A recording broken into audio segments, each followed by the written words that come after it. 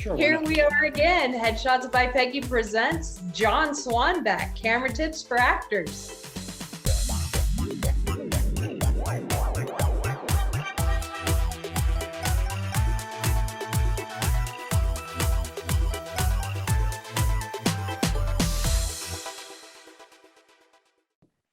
Camera tips for humans and actors.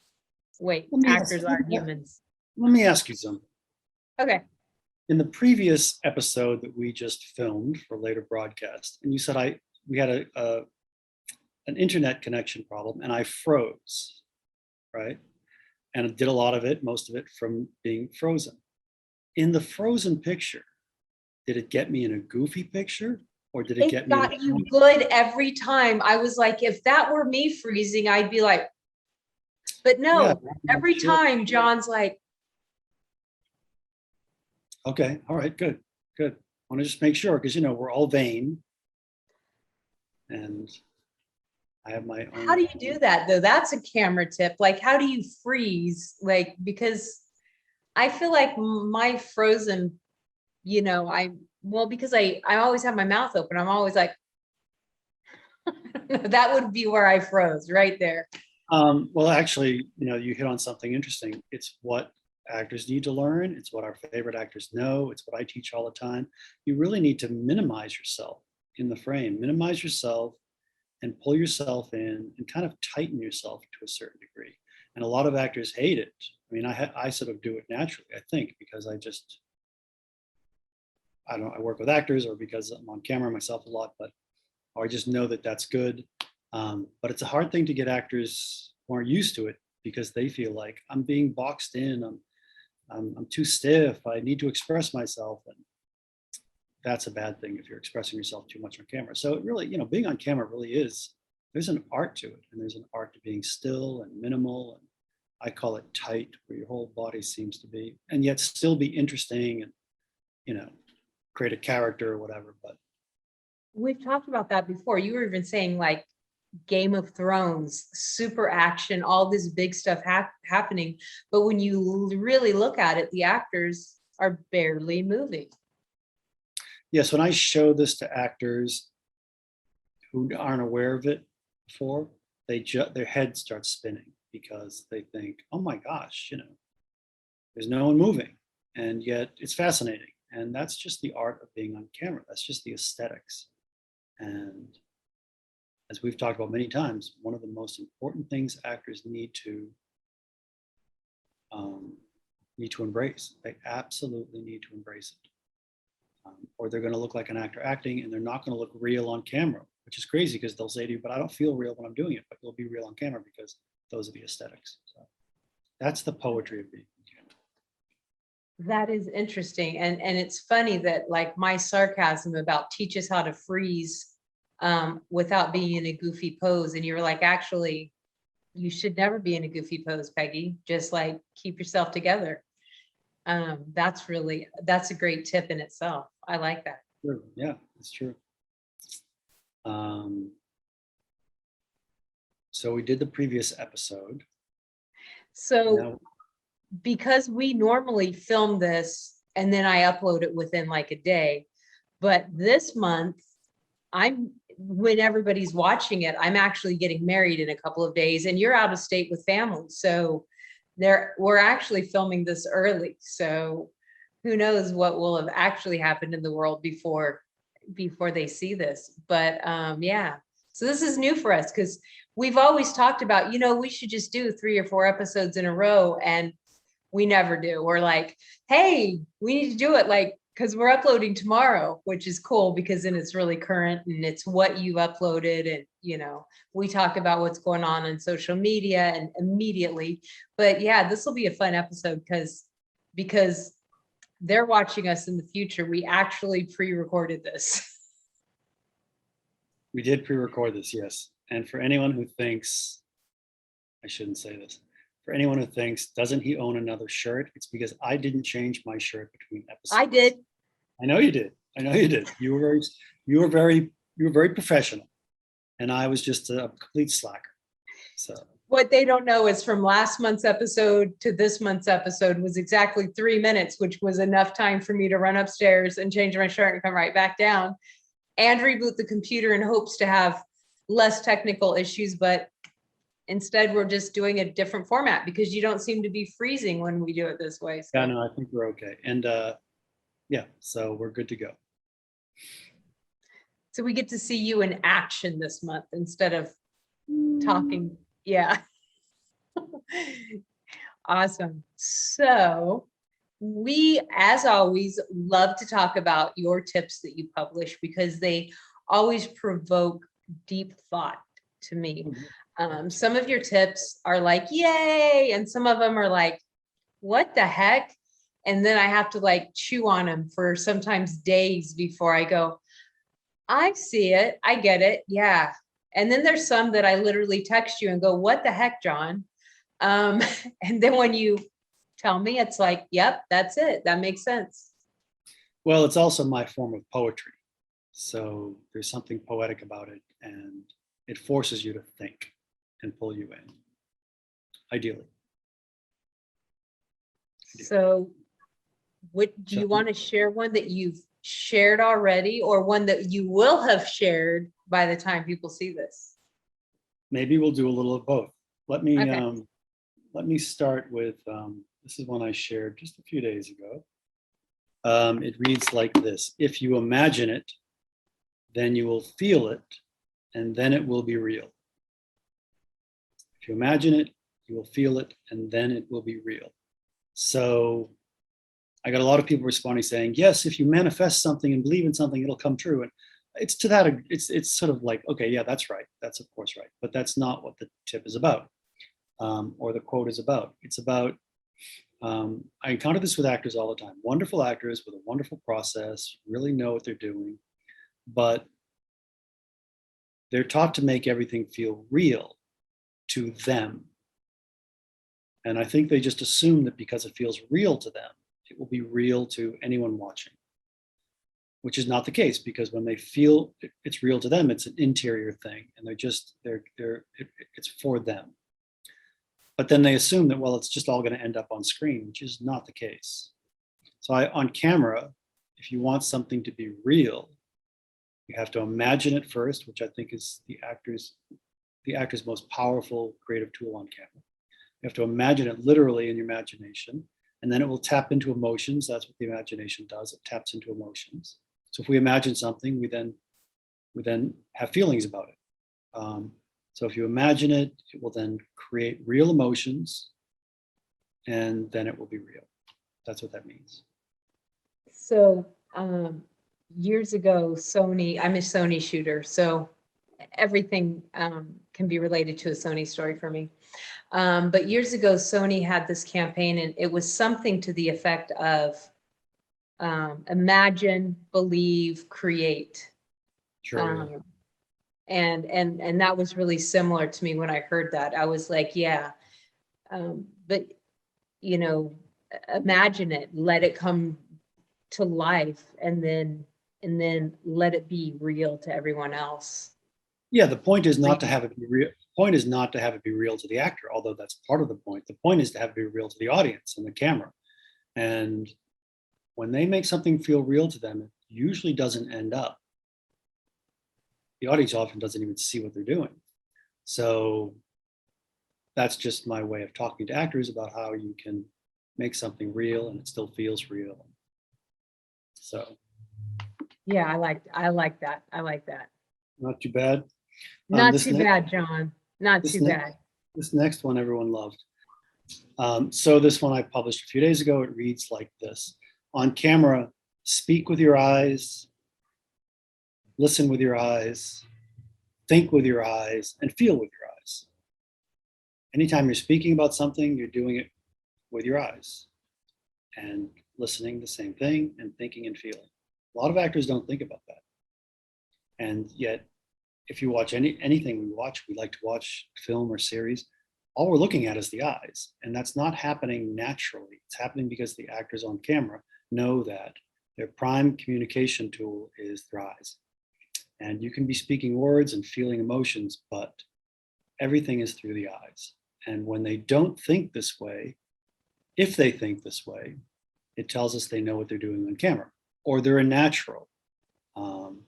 But a lot of them don't think about it that way. You know, they're very caught up in playing the scene, and that doesn't result in you communicating with your eyes. We should be paying attention to the eyes the whole time. So that's why you're speaking with your eyes, listening, thinking, and feeling with your eyes. And as humans, we are very in tune to eyes. We're, you know, when you're looking to see, is somebody upset, is somebody sad, is somebody scared, you're looking at the other person's eyes. We're very sensitive to that. We can pick up on emotions. We can pick up on all of those things through people's eyes. And so if you're thinking, just of your lines, you're just like thinking words and you're not feeling, it shows through your eyes. Absolutely 100%. It's your primary tool for communicating on camera. And it's not just about life, it's the aesthetics of the film camera. It's the aesthetics of the film camera. It's one of the rules. And you have to think about it as much as you think about the scene or the character, the material. It's your primary way to communicate on camera. If you grasp that, you will look more natural, more believable, more castable. Absolutely. Hands down. It's one of I the always biggest say, and you and I have said this together many times, you can't lie to the camera. The camera is going to pick that up. It's going to see your emotions. And if you're not, and that's in your eyes, it's right there. Right. It's like a ballet dancer wanting to be a ballet dancer, but not wanting to do a plie.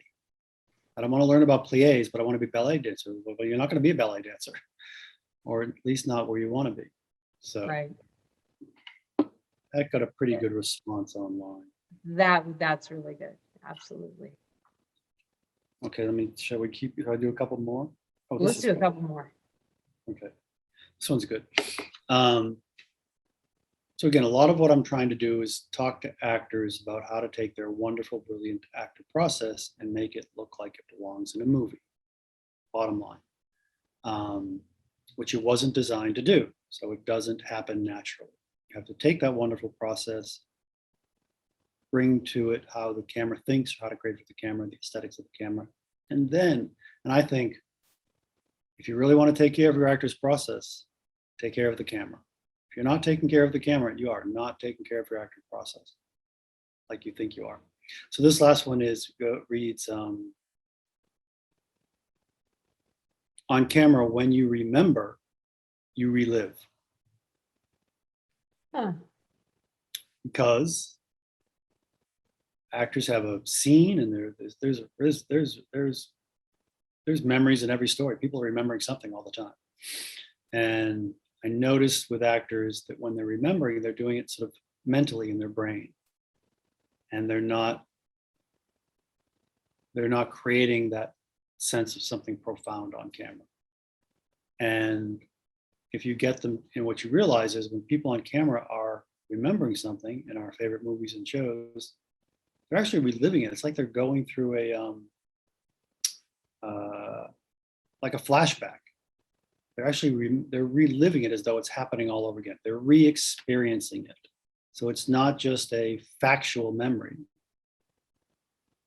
There's something very profound happening, and they will see this. And there are people talking memories and everything, and they'll always see this unless it's a lighter subject. But the character sort of starts to re-experience it, relive it, and that's what makes it profound, and that's what gives it depth on camera. And I mean, they've proven that in science. I mean, therapists will tell you, like, when you relive a memory, like a lot of times you'll re-experience the same trauma, or you'll re-experience the same excitement, and the same hormones of excitement are released in your brain when you imagine and you remember something that was wonderful. So our bodies don't know, our brains don't know if we're imagining it, reliving it, having a memory of it, or if we're living it for the first time. The same chemical reactions are happening. So when they actually remember something, then they have a chemical reaction, which is going to show the emotions, and, you know, it'll show through their eyes. That's all like so interwoven, what you just said. Yeah. And it's not on the page. There's nothing in the script that says when you share this memory with the other character, we want you to have an emotional response. We want you to relive it. Right.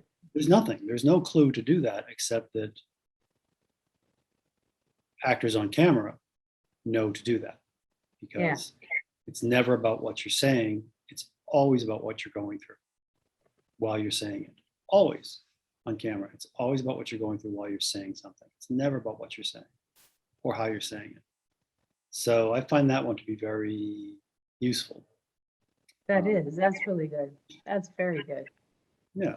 All right. Are we closing out? Let's do another one. On camera, adding urgency is usually good. Playing it urgently is usually not. Okay. Not bad, right? Because I can see that. So when you're playing it urgently, you're like, oh, you know, or whatever. Right. That doesn't read as well on camera, because that's just like a chaos. It doesn't make me want to do anything but change the channel. Yeah, exactly. It actually translates to overacting on camera. So you're not actually, and everyone's looking for urgency. Actors love urgency. You know, you'll talk to them about how to make it better. They'll go, maybe I should be more urgent. You know, more urgency, more urgency. So I get that. Who doesn't love that? But on camera, you're right. If you play something urgently, it usually ends up as overacting. Yeah. So what you do on camera is you add urgency without playing it that way. So for instance, if I can do an example, see if I can pull it off. I'll say, oh my gosh, Peggy, we're in a Zoom session and there are people watching and we're talking and we don't know what's going to happen. And there it is. Yeah. I'm adding urgency, but I'm not playing it urgently. You're not like, oh my God, we're on I totally feel the difference. And there's a big, big difference on camera. And when actors, and I thought about that because actors are always thinking, I should play it more urgently, more urgency, more urgency. And they just need to understand how that works on camera. Exactly. Very good. That's not bad. You know, you should write a book or something, John. You got some good stuff here. You're finally working on book number 2. So when do we have a release date, a teaser date? What are we looking at here? I think maybe after the holiday. Yeah. Yeah. The problem for me is, the challenge for me is, it's good news, bad news. The good news is I have a lot of these to share and a lot that I haven't shared yet, but they're in the vault. Bad news is I have a lot of these to share and I have to go through and find the ones that, you know, are going to make the book. So,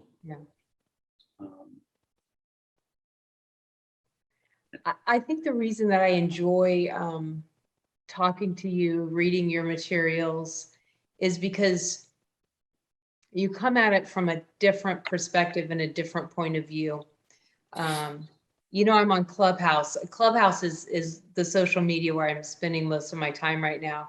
And one of the guys that is in my room all the time is taking a class from you. He heard me talking about you, and I think he watched a couple of our shows. And now he's in Texas and he's taking a class.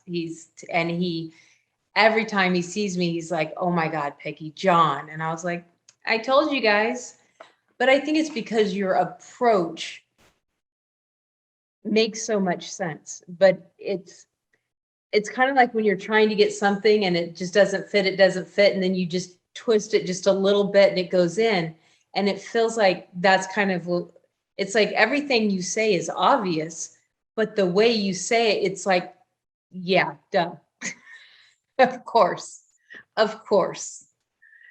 Yes, I think I see things from a very, like you said, a counterintuitive angle, you know. Mm-hmm. And to me, it's just what I see. And yet I hear that from a lot of people. They say, oh my gosh, that's completely different. It's unique. And it's just the way I see things. Yeah, and I think that's why I enjoy just having a conversation with you. I enjoy doing these shows with you, and I enjoy reading your stuff because I enjoy the way your brain sees things, because it's very it's very common sense. It's like, I think so. it was like right in your face all the time. Like, of course that makes sense. Of course that's what we need to do.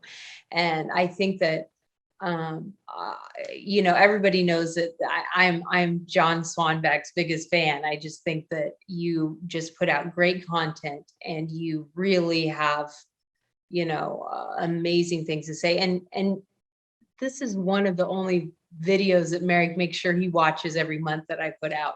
He tells me he watches all of them, but I know he doesn't. He does watch when you're on, because he always loves to hear what we come up with. But I feel like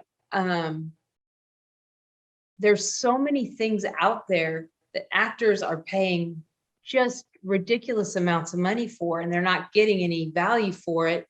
And then there's people like you and I that are like, here, please learn. And your classes are reasonably priced, and you give so much away for free and everything. And so I'm doing a John SWANBECK commercial right now. You guys really need to seriously jump in and take advantage of this, because these little things are what puts the edge. There's a lot of good actors out there. There's even a lot of great actors out there, but 2% of the actors are working and paying their bills as an actor. So that tells you that just because you're a great actor doesn't mean you're going to make a living at this. It doesn't mean that you're going to be a successful actor just because you're great. There are other elements at play. And these little things that we give you, these little tips and these little nuggets, are gold. They are what's going to take and shift that over into a whole different perspective, a whole different, where people are seeing you already. You own the camera, you belong on screen. And that's the difference, that from a working actor and a great actor. Like, you can be a great actor all day long and not pay your bills. So I'm just wanting to really encourage actors to take advantage. I mean, we don't do this just to hear ourselves talk. However, I would talk to John if nobody else ever listened to me. I would still do this, but we do this to help you guys, and you guys really should take advantage of all this great stuff. All right, John, tell people how they can get involved in your. We don't promote on this show, but we're promoting John today. How can people get involved in your classes? Very easy. They should email assistant, ASST at blueswanfilms.com. Or if they just go to the website, blueswanfilms.com, they're going to get the address. It's that easy. And it's in the description. And they should definitely come for a guest session, for a free session. They should. I encourage people all the time, just come by once and see what it's all about. And I promise you, you're going to leave with a lot of things you've never thought of before, and that you'll find valuable. So yeah, if they just go to blueswanfilms.com, they'll be able to find me. There you have it. Go to blueswansfilm.com and connect with John. You can find me at headshotsbypeggy.com. I'm everywhere on the internet. John's everywhere on the internet. We really appreciate hanging out with you guys, that you come. Leave us tons of comments. Let's do another Q&A, John. We let's have our viewers leave us questions, and next time you and I get together, which will be October, the first Thursday of October, we will answer your questions. So get those questions into us in September, and we're going to do a Q&A. We'll answer your questions, and hopefully be having less technical issues. And John will be back from visiting family. I will be married and back and ready to do this again. Looking forward to that. John, thanks so much. Everybody, leave us tons of comments, share this. most importantly, have an amazing week. I'll see you next week. Bye, everybody. Thank you, Peggy. Text or call today so that we can get you effective headshots that you can use as part of your marketing strategy. Headshots by Peggy, how can I help you?